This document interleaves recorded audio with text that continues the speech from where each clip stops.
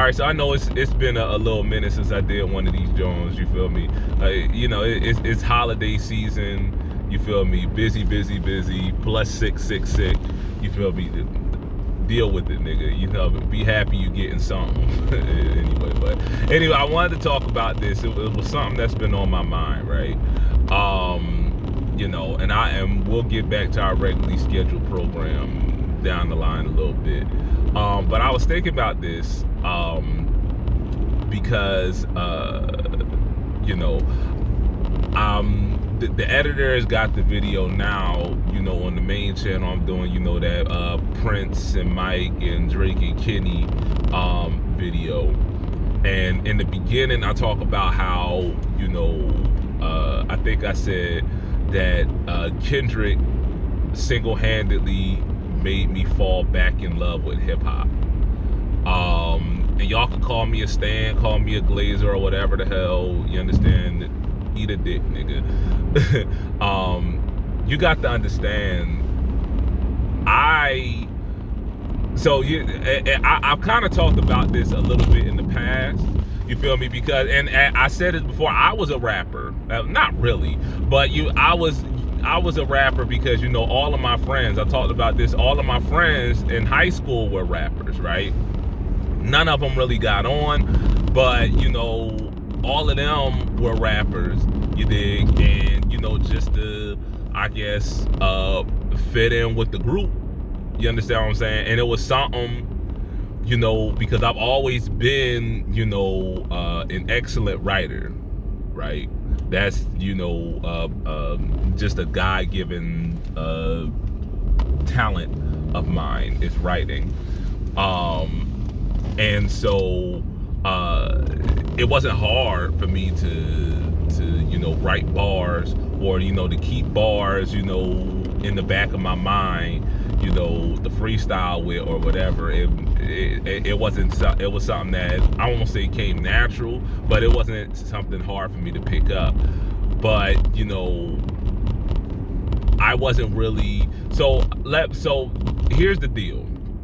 Again, you got to understand the time that I was coming up in. And listen, I'll tell you the truth. My favorite MC when I was in high school, Kanye was close, but nah. My favorite rapper when I was in high school was T.I. You understand what I'm saying? So just to let you know what type of time I was on, you dig? So, and I've said this before, that the reason why I fell out of love with hip hop was because, it had lost that radically black politic that had defined it when I was a kid. And that's partially true, right? But another part of it was this was also during the time, you feel me, gang culture. And listen, I don't want to, be one of them. I'm not going to stand up on this soapbox and, thump my chest, and be Reverend Lovejoy or whatever about gangs or whatever. But this was during a period where gang culture was all over urban media. You understand what I'm saying? And gang culture, it was no longer just a West Coast thing, right? The Lord, so you gotta understand, when I was a kid, we ain't had gangs. We had gangs, but we ain't have gang culture. I'll put it that way. We ain't have, Bloods and Crips and, Latin Kings and Pyrus and Hoovers and all that. I didn't even know what a Hoover was until a couple years ago when I started watching them Crip Mac videos, right? But we ain't had that. You understand what I'm saying? When I was growing up, gangs were, a couple of niggas, a couple of homeboys, together. You understand what I'm saying? And they holding down this block over here in order to push weight, right? That's what a gang was. And it was literally like a handful of niggas. You dig what I'm saying? It wasn't, you come from this block over here, so you know, even if you're not down, you know, you affiliated with such and such and such, you know, oh, because, you know, you grew up over here, you feel me, you affiliated with, you know, Fruittown Pyrus or whatever. Oh, well, because you grew up over here, or because, you know, your cousin, your brother, or whoever so and so is down, that make you affiliated with, you know, West Side Pyru or whatever. It wasn't like that, you feel me? That's not the way that worked. You understand what I'm saying? But around like the late 90s, early 2000s, just to put y'all up on just a little bit of lore, you feel me? The shit that Trap Lord Ross ain't gonna tell you, because, you feel me, he ain't got the integrity to actually, you know, talk to somebody that isn't on a Reddit forum. You understand what I'm saying? You dig what I'm saying? You ain't never gonna see, you know, his pale ass, you feel me, down on the block, you understand, talking to somebody who know better. But anyway, so the way that the East Coast, you feel me, I grew up, for those of y'all who don't know, I grew up, and I did a whole video about this, just to clear up any discrepancies, because niggas all, oh, you know, oh, is you from Philly, you know, is you from blah blah blah blah blah blah. I grew up in a town called Trenton, New Jersey, right? Those of y'all who are Philly, or those of y'all within the Delaware Valley, y'all already know what time it is when I talk about Trenton. Trenton is technically its own metropolis, you feel me, the Trenton Princeton metropolitan area, whatever, but in practice it's really a satellite of Philadelphia. It's like 30 minutes out. It's like 30 minutes northeast of Philly, to the point that it's, I know Philly doesn't technically have suburbs, you feel me, but it's bordering. There are some, you know, Philly suburbs like Yardley and Newtown and whatever that are farther north from Philadelphia than Trenton is. You dig? So I say that to make the point that that's like culturally, you feel me, I identify with that identity. You dig what I'm saying? Whole Delaware Valley, you feel me, southeast Pennsylvania, you feel me, identity or whatever and whatnot. I bring that up to make the point that around this way, this is how we started getting, you know, Bloods and Crips and all that and whatever and whatnot. Specifically Bloods, right? Because personally, I don't know no East Coast Crips. You feel me? I don't know none. I don't even know how Crippin' became an East Coast thing. But Bloods, I do know, because that's all we had was Bloods. You dig? All we had, Bloods and Spanish gangs, right? And the way that happened was through the federal prison system. You feel me? Through the federal prison system. Because, you know, when you go in the feds, you know, you got niggas, you feel me, from LA, niggas from Texas, niggas from, you know, if you you know, get locked up in DC, you feel me, they ain't got no state penitentiary, so they don't got no state penal system. You going straight into the feds, right? So, you feel me, if you catch a felony, right, and you wind up in the federal prison system, you understand what I'm saying? You got niggas from everywhere, from all over the country. You dig what I'm saying? That's getting processed through them joints, right?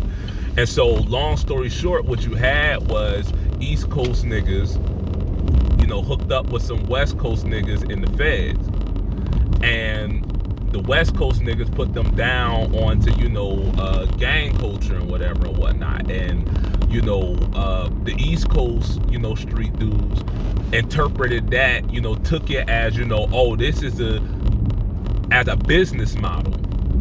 You understand what I'm saying? And that's what I'm talking about. Gang culture on the East Coast, at least when I was growing up, is less a culture than it is a business model.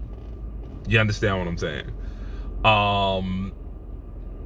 So, and that's why, you know, you get it the loyalties is weird and mixed up, and you know, like I said, ain't really a culture so much as it is. Well, I don't know, you know, about these young niggas today, but I'm talking about when I was growing up. More or less, it was a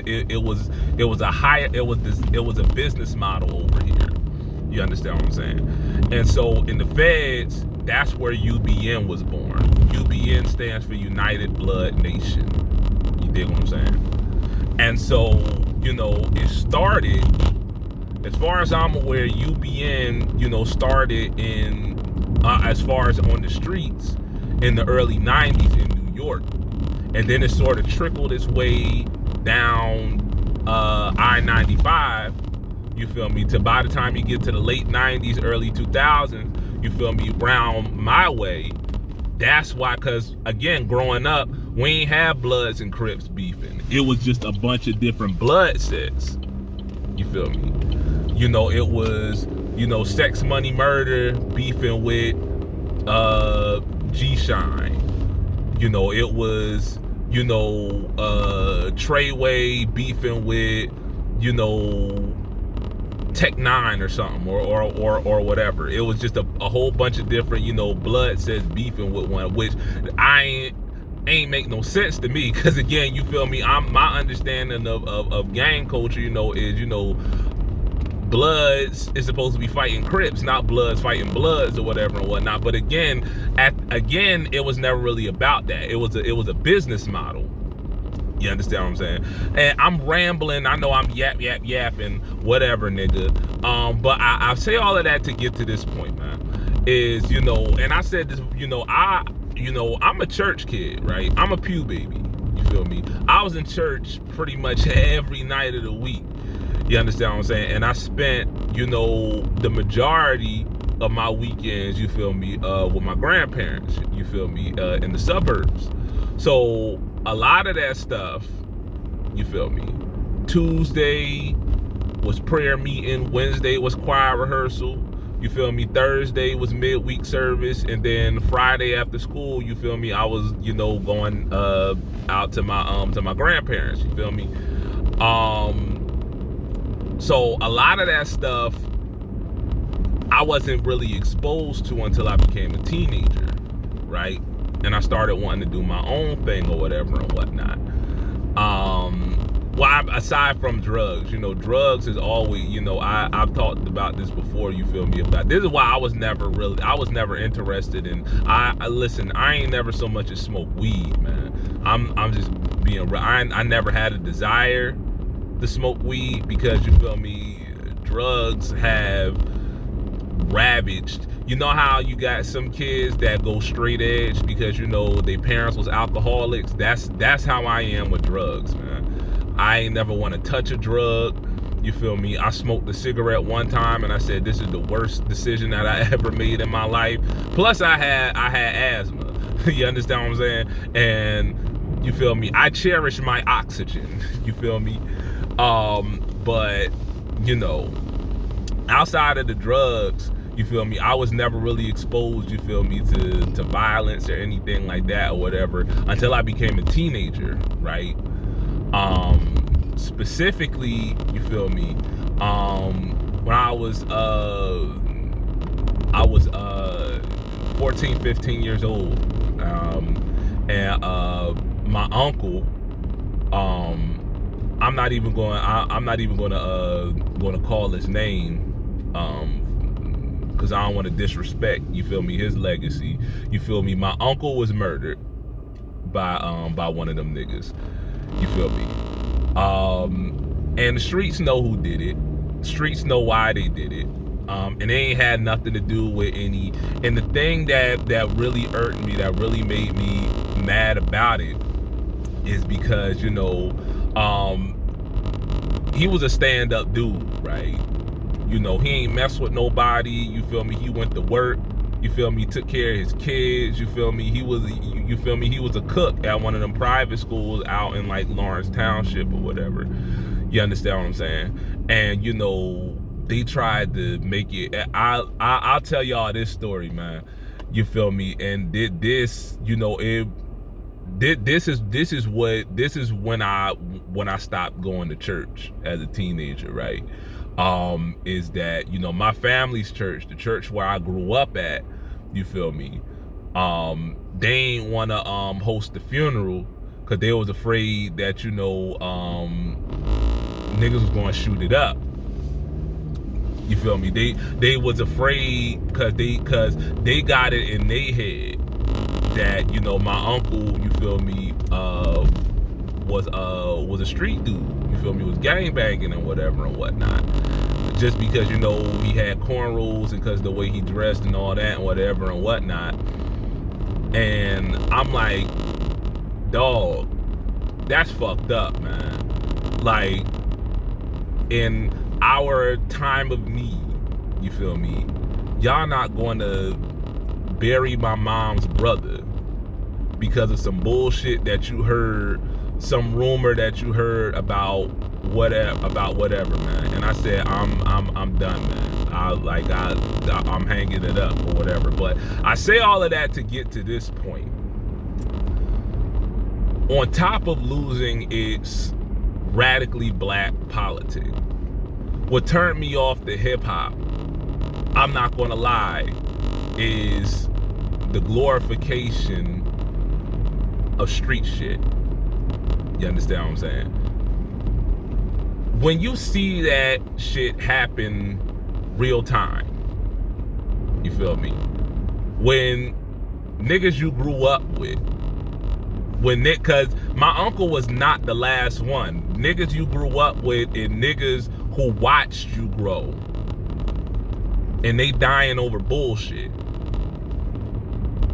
I don't want to hear a nigga talking. I don't want a nigga, you know, telling lies, getting on the track talking about some, oh yeah, you know, run him down, you know, all around town, bop bop bop, brr, brr, brr, you understand, rat-a-tat-tat, you know, put a slug in your back. I don't want to hear that shit, man, because again, 90% of it is cap, 90% of it is bullshit. You understand what I'm saying? I don't want to hear that. You dig? I don't want to hear about stuff that I'm seeing in real life. You understand what I'm saying? I'm seeing niggas dying.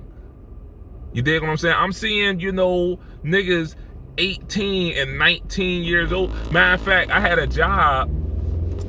One of my jobs, you feel me, was processing death certificates, right? The job I had a couple years ago, you feel me? When the death certificate come and it got, you know, that state seal of approval on it, making it certified, that was me putting that stamp on it. And you know, sometimes you get these Jones that have what's called an amendment on it, and the amendments, you know, is like something that you add on after, because you can't redo the death certificate, right? You can't, any vital record, any vital document, don't matter, you feel me, what state you're in, you can't destroy it and then redo it.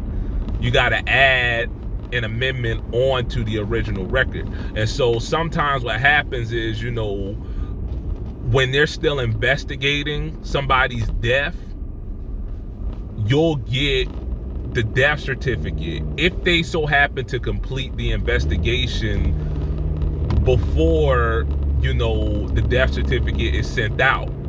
You'll get the death certificate and the amendment, right, at the same time. And so I get this certificate. I ain't gonna call his name out either to honor his memory or whatever. I get this, I'm going through, you know, at my desk, and I see this name. And I'm like, and I'm not going to sit here and the thing that broke my heart about it, man, is that, you know, And it wasn't like we was close. It wasn't, you feel me, like we was homies or whatever. Matter of fact, there was a period where we ain't like each other. I ain't like that nigga, he ain't like me. You understand what I'm saying? But eventually we got to the point of being cordial, right?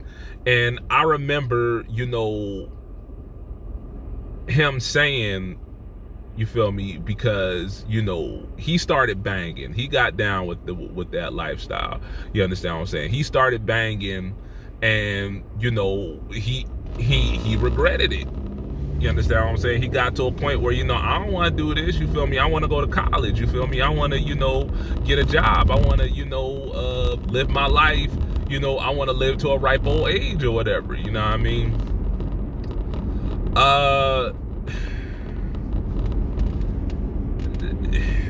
30 years old, man. 30 years old. And it's just, so I say all of that to say, man, you know, shit like, you know, the diplomats, you understand, shit like that, you know, made it look cool to be, you know, in the streets. Made it cool, you feel me, to be, you know, a gangbanger. Made it cool, you feel me, to do all that stupid shit. You understand what I'm saying? That turned me off from hip hop as a genre. You dig what I'm saying? I tried to do the conscious rap thing for a while, but a lot of it, you know, like I said, I like Big Crit. You feel me? I liked Lupe for a while. You understand what I'm saying? I like Kanye, the old Kanye. I miss the old Kanye. I'm one of them niggas. You understand what I'm saying? But I just couldn't. So I think part of it, you know, part of the reason why I got so deep into punk, why I got so deep into hardcore and whatever and whatnot, is I think part of me was like, you know, this is the most non-hood thing. This is the most unhood kind of music, the most unhood kind of scene you can get into is hardcore, right? You feel me? Color me stupid when I found out about Death and Bad Brains, you feel me, and Pure Hell and all of them and whatever and whatnot. But I think that was part of it, man. And so I say that to say, when I heard GKMC for the first, cause I was like, man, I don't care about no rap, man. Cause again, I told you, you know, I had homeboys who was rappers, and you know, I had this boy, you feel me, in college. I was like, yo, you gotta listen to you know, this boy Kendrick Lamar, and I'm like, I don't want to hear that, man. I ain't, you feel me, what he talking about? And I turned the joint on, and dog, when I'm not exaggerating when I say I was brought nearly to tears, because I was like, this is my life. This is my life on wax. You dig what I'm saying? It's like, dog, Good Kid, Mad City is might as well, that shit might as well be my biography, right? Obviously with some poetic license given to it, but I'm like, this is the realest shit that I've heard on wax in I don't know how long, man. Like this is what I'm talking about. You understand what I'm saying? And so I say all of that to say, man, you dig.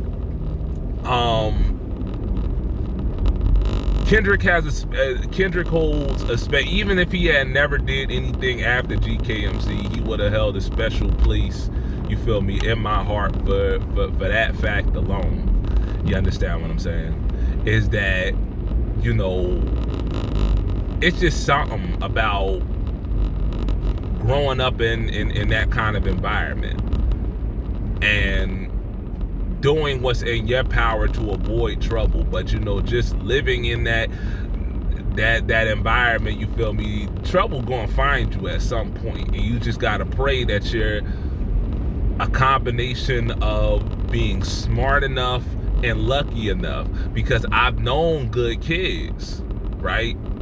You feel me? I'm thinking of one dude right now, you understand what I'm saying, who, you feel me, he wasn't in the streets at all. You feel me? He was a good kid.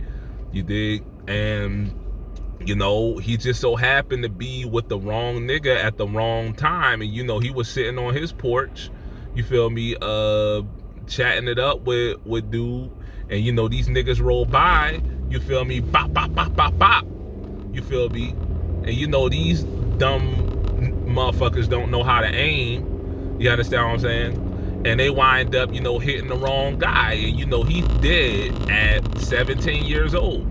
You understand what I'm saying? Due to no fault of his own. You dig what I'm saying? I'm saying, you feel me, when that is your reality,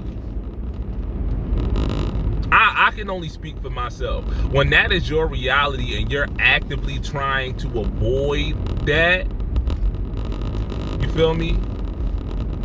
You don't want to hear. I'm just talking about what was popping at the time that I was. I don't want to hear, you feel me, Cameron and them. You feel me? I don't want to hear Jim Jones. You feel me? I don't want to hear that shit. I don't want to hear Max B and Stack Bundles and all them. You feel me? I don't want to hear Lil Wayne. I don't want to listen to Lil Wayne. I don't want to listen to Jeezy. I don't want to listen to them talk about street shit. Because I see street shit. All I gotta do is go outside and see what they rapping about. You know what I mean? And they making it sound like they making it sound cool. They making it sound fun. That shit ain't fun. You know what I mean? You not knowing, you feel me, if you're going to a graduation or a funeral next. That shit ain't fun. You dig? So I say all of that to say, you feel me, it took me a long time to come to terms with, because I've come to terms with gangster rap, right? I've come to terms with street hop. You understand what I'm saying?